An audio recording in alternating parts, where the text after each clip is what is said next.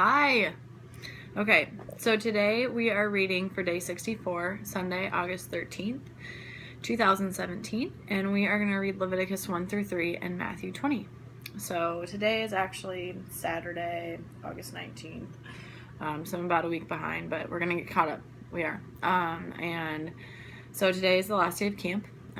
Exciting, and gonna get ready to get going to the scrimmage, but first I'm gonna read this, then I'm gonna take a shower, then I'm gonna read again, and then we'll head out. So, okay, Sunday, August 30th, day 64, Leviticus 1 through 3 and Matthew 20. So we're starting a new book today. Leviticus 1. The Lord called to Moses and spoke to him from the tent of meeting. He said, "Speak to the Israelites and say to them, when anyone among you brings an offering to the Lord, bring as your offering an animal from either the herd or the flock.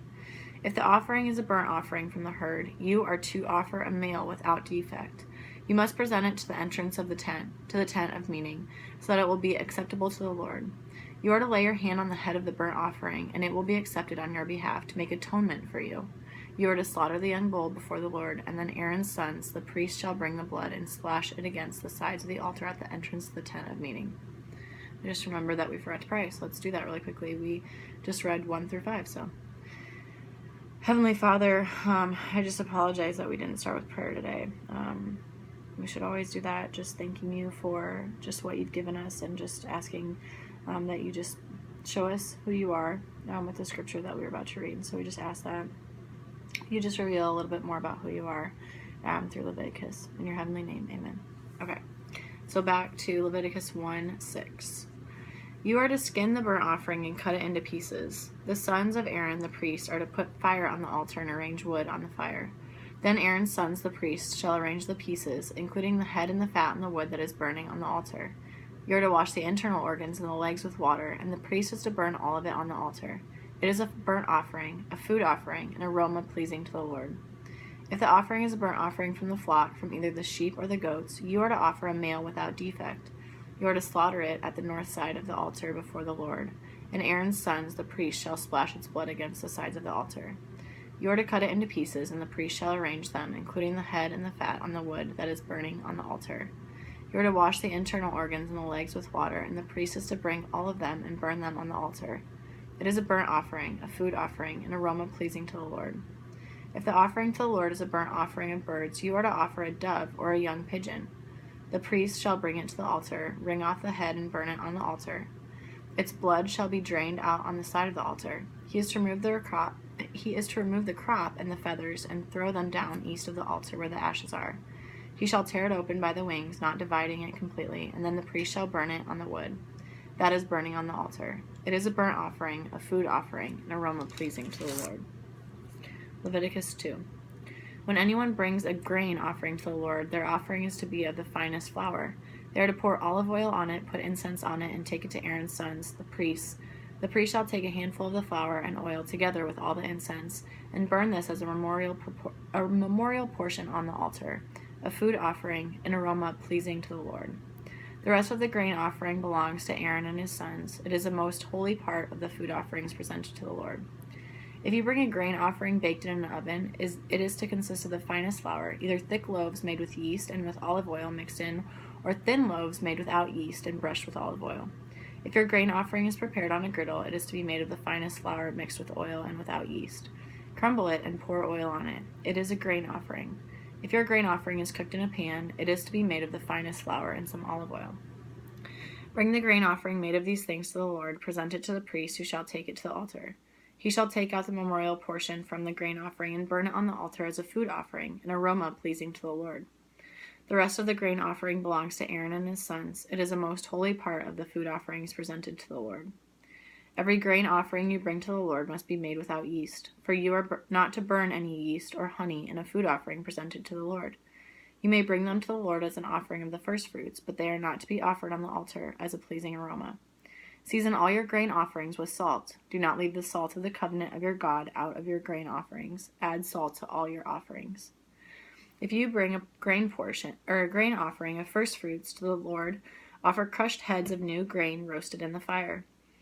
Put oil and incense on it. It is a grain offering. The priest shall burn the memorial portion of the crushed grain in the oil, together with all the incense as a food offering presented to the Lord. Leviticus 3. If your offering is a fellowship offering, and you offer an animal from the herd, whether male or female, you are to present before the Lord an animal without defect. You are to lay your hand on the head of your offering and slaughter it at the entrance to the tent of meeting. Then Aaron's sons, the priests, shall splash the blood against the sides of the altar. From the fellowship offering, you are to bring a food offering to the Lord, the internal organs and all the fat that is connected to them, both kidneys with the fat on them near the loins, and the long lobe of the liver, which you will remove from the kidneys. Then Aaron's sons are to burn it on the altar on top of the burnt offering that is lying on the burning wood. It is a food offering, an aroma pleasing to the Lord. If you offer an animal from the flock as a fellowship offering to the Lord, you are to offer a male or female without defect. If you offer a lamb, you are to present it before the Lord. Lay your hand on its head and slaughter it in front of the tent of meeting. Then Aaron's sons shall splash its blood against the sides of the altar. From the fellowship offering, you are to bring a food offering to the Lord, its fat, the entire fat tail, cut off close to the backbone, the internal organs and all the fat that is connected to them, both kidneys with the fat on them near the loins, and the long lobe of the liver, which you will remove with the kidneys. The priest shall burn them on the altar as a food offering presented to the Lord. If your offering is a goat, you are to present it before the Lord. Lay your hand on its head and slaughter it in front of the tent of meeting. Then Aaron's sons shall splash its blood against the sides of the altar. From what you offer, you are to present this food offering to the Lord. The internal organs and all the fat that is connected to them, both kidneys with the fat on them near the loins, and the long lobe of the liver, which you will remove with the kidneys.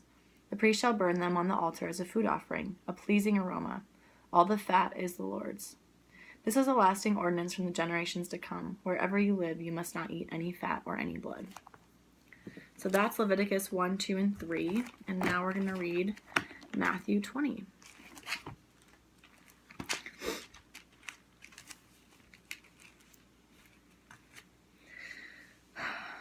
For the kingdom of heaven is like a landowner who went out early in the morning to hire workers for his vineyard. He agreed to pay them a denarius for the day and sent them into his vineyard. About 9 in the morning he went out and saw others standing in the marketplace doing nothing. He told them, "You also go and work in my vineyard, and I will pay you whatever is right." So they went. He went out again about noon and about 3 in the afternoon and did the same thing. About 5 in the afternoon he went out and found still others standing around. He asked them, "Why have you been standing here all day long doing nothing?" "Because no one has hired us," they answered. He said to them, "You also go and work in my vineyard." When evening came, the owner of the vineyard said to his foreman, "Call the workers and pay them their wages, beginning with the last ones hired and going on to the first." The workers who were hired about 5 in the afternoon came and each received a denarius. So when those came who were hired first, they expected to receive more. But each one of them also received a denarius. When they received it, they began to grumble against the landowner.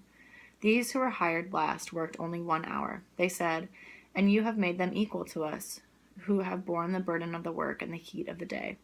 But he answered one of them, "I am not being unfair to you, friend. Didn't you agree to work for a denarius? Take your pay and go. I want to give the one who was hired last the same as I gave you. Don't I have the right to do what I want with my own money? Or are you envious because I am generous?" So the last will be first, and the first will be last. Now Jesus was going up to Jerusalem on the way. He took the 12 aside and said to them, "We are going up to Jerusalem, and the Son of Man will be delivered over to the chief priests and the teachers of the law. They will condemn him to death, and will hand him over to the Gentiles to be mocked and flogged and crucified. On the 3rd day he will be raised to life." Then the mother of Zebedee's sons came to Jesus with her sons, and kneeling down asked a favor of him. "What is it you want?" he asked. She said, "Grant that one of these 2 sons of mine may sit at your right, and the other at your left in your kingdom." "You don't know what you are asking," Jesus said to them. "Can you drink the cup I am going to drink?" "We can," they answered. Jesus said to them, "You will indeed drink from my cup, but to sit at my right or left is not for me to grant. These places belong to those for whom they have been prepared by my Father." When the 10 heard about this, they were indignant with the 2 brothers. Jesus called them together and said, "You know that the rulers of the Gentiles lord it over them, and their high officials exercise authority over them. Not so with you. Instead, whoever wants to become great among you must be your servant, and whoever wants to be first must be your slave. Just as the Son of Man did not come to be served, but to serve, and to give his life as a ransom for many." As Jesus and his disciples were leaving Jericho, a large crowd followed him. 2 blind men were sitting by the roadside, and when they heard that Jesus was going by, they shouted, "Lord, Son of David, have mercy on us." The crowd rebuked them and told them to be quiet, but they shouted all the louder, "Lord, Son of David, have mercy on us." Jesus stopped and called them. "What do you want me to do for you?" he asked. "Lord," they answered, "we want our sight." Jesus had compassion on them and touched their eyes. Immediately they received their sight and followed him. And so that is day 64, Sunday, August 13th, and that's Leviticus 1 through 3 and Matthew 20.